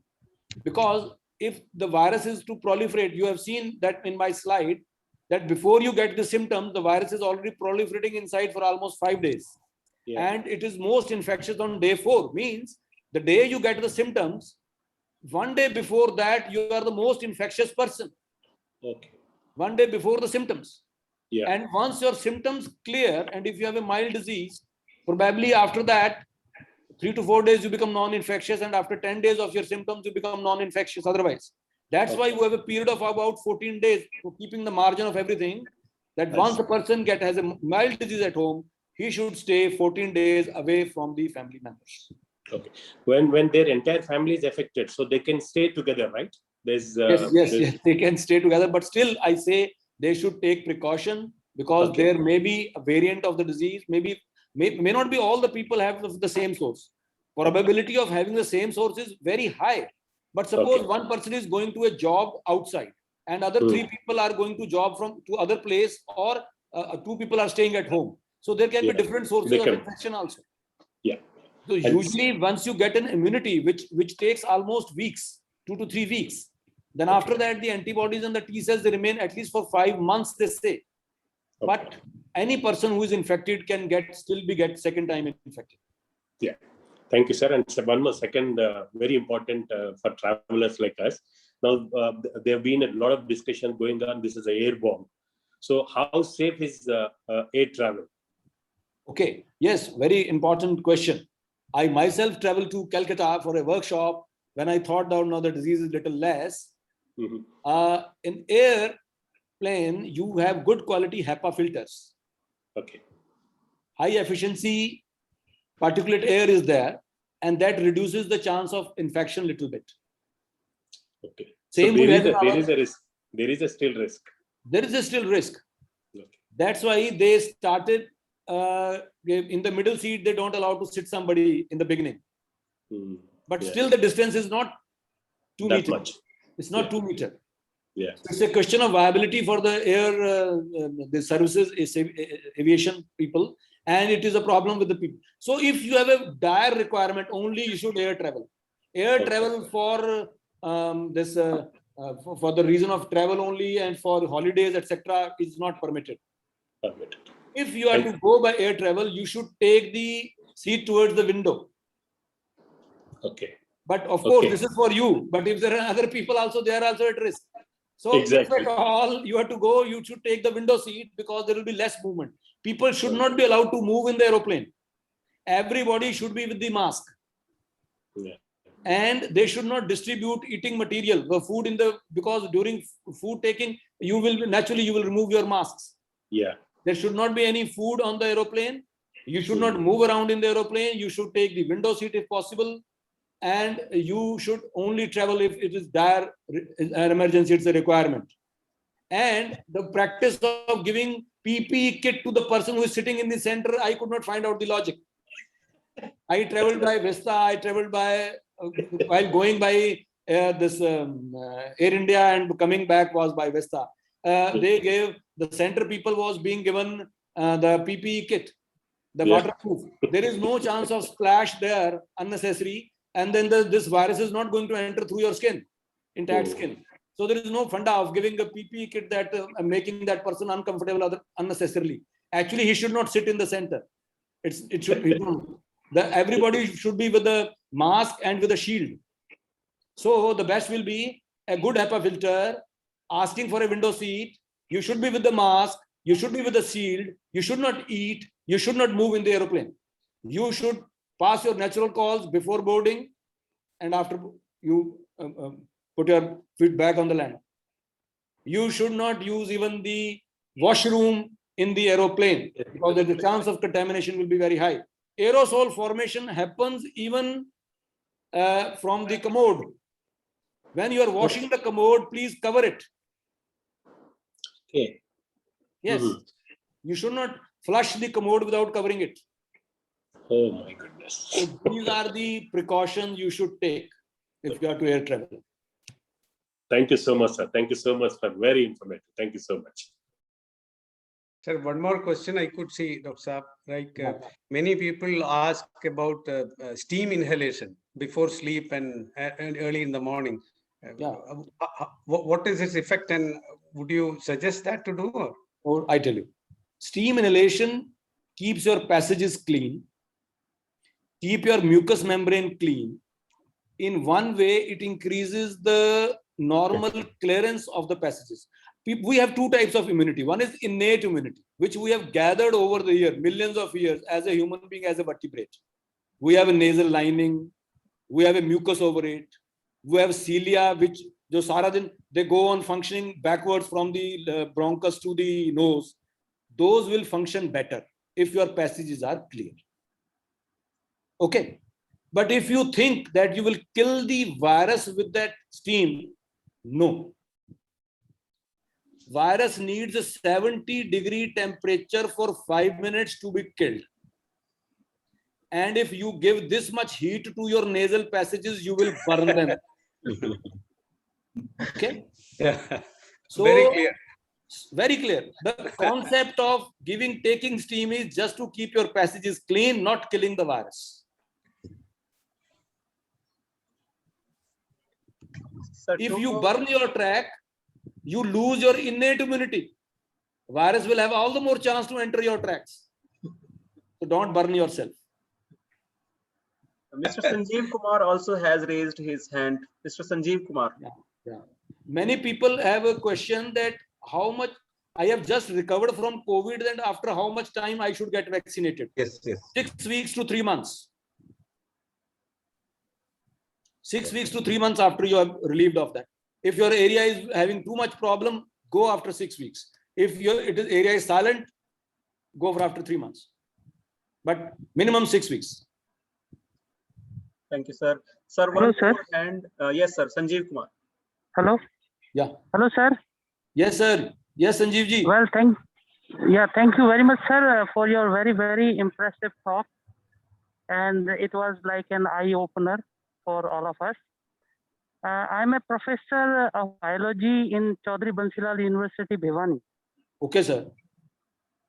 Sir, my question is like because we have no report regarding the long-lasting immunity against the COVID. Yes. Yes. I think you lost your connection.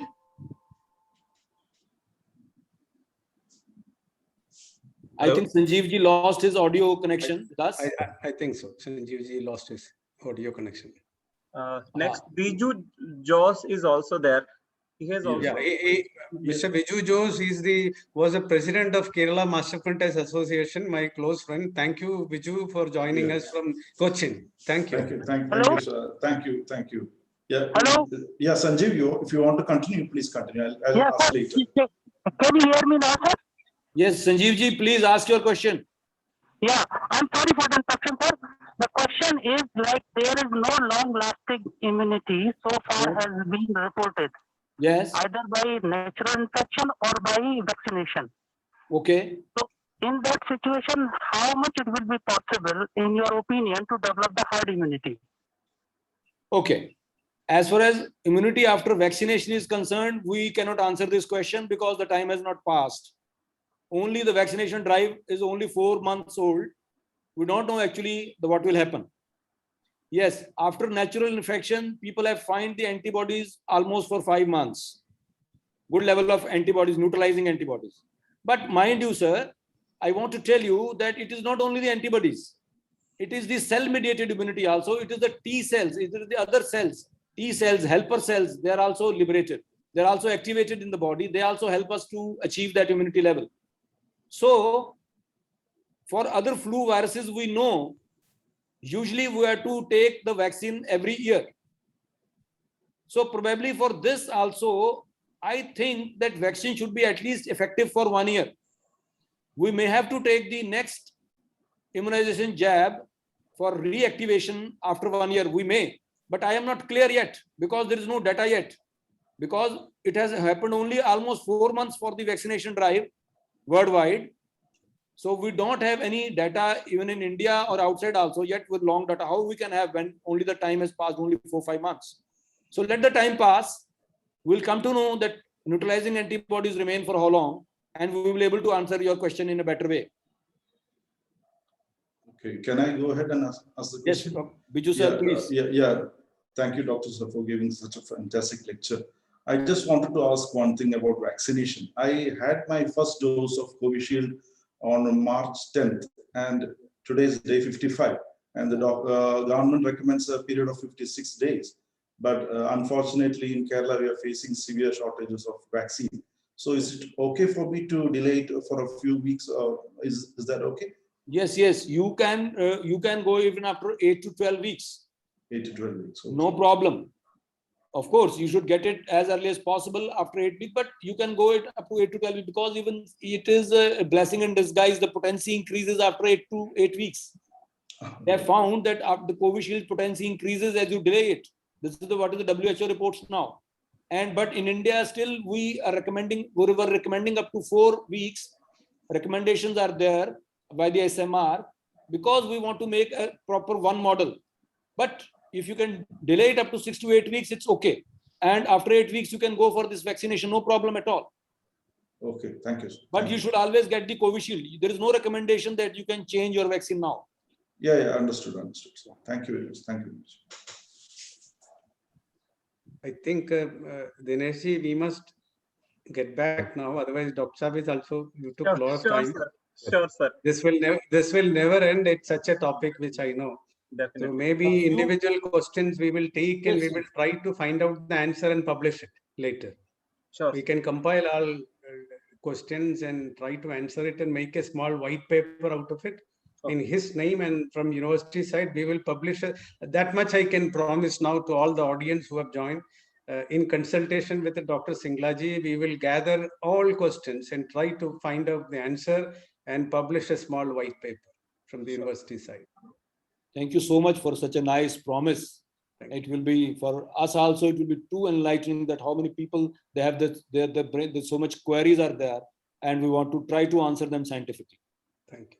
Thank you so much, sir. Yeah. So now may I request the Honorable Vice Chancellor to present a certificate for this great presentation to our respected Dr. Sanjay Singla ji. May I share the screen, sir, for the certificate? Right. Please.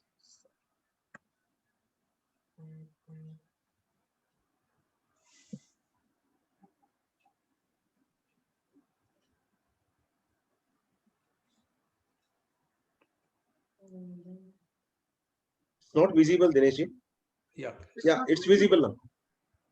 It's visible now.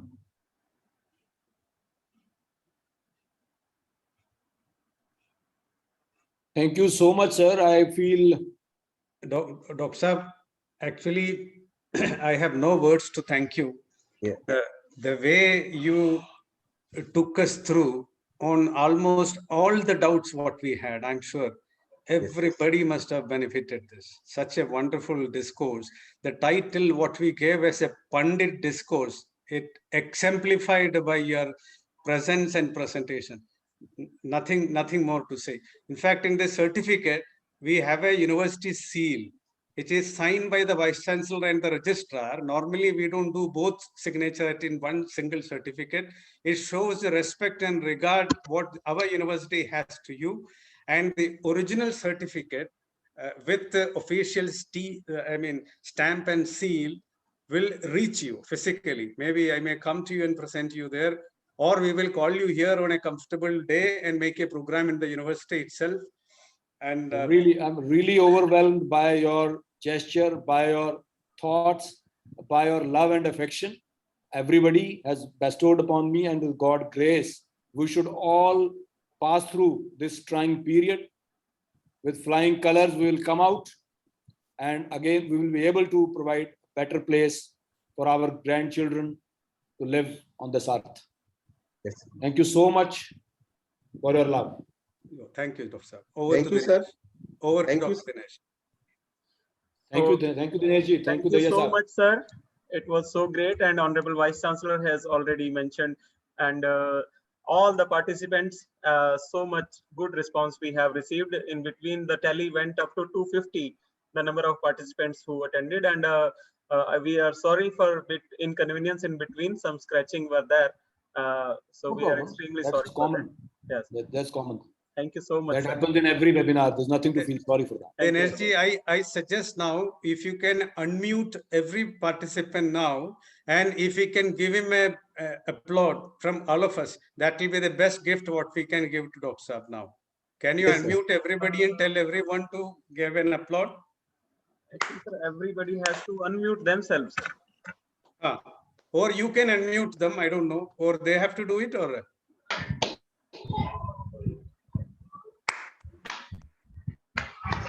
I have allowed everybody, sir.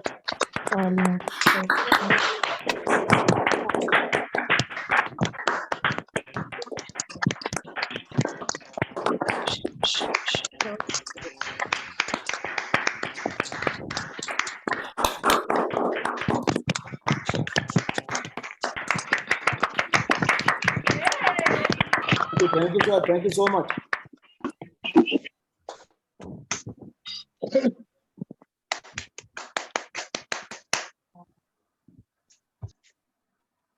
Thank you so much, everyone.